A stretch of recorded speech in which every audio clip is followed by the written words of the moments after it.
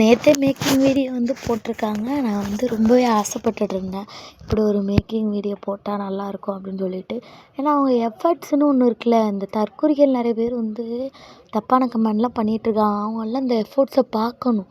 பார்த்தா தான் வந்து தெரியும். வந்து நான் வந்து ஒரு ட்வின்னிங் வீடியோ கூட போட்டிருந்தேன், விஜயும் காவேரியோடதை.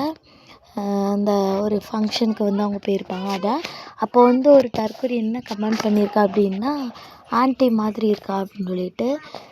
நீ எப்படி இருப்பே, இல்லை உன் அக்கா தங்கச்சி எப்படி இருப்பாங்களோ அதை பற்றியெல்லாம் வந்து நாங்கள் பேச விரும்பலை. அதனால் எல்பியை பற்றி தப்பான வீடியோ வந்து இது தப்பாக பேசுகிறவங்களுக்கு ஒன்று சொல்கிறேன்.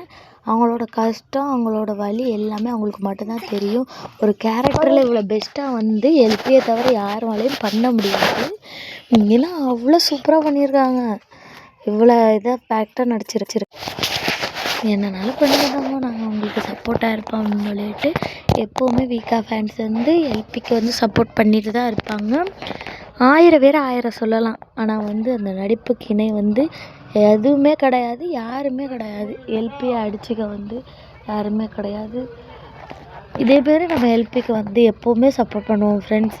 அதுமாரி எபிசோடு மெமரி லாஸு பற்றி நிறைய பேர் என்கிட்ட வந்து கேட்டுட்டு இருக்கீங்க.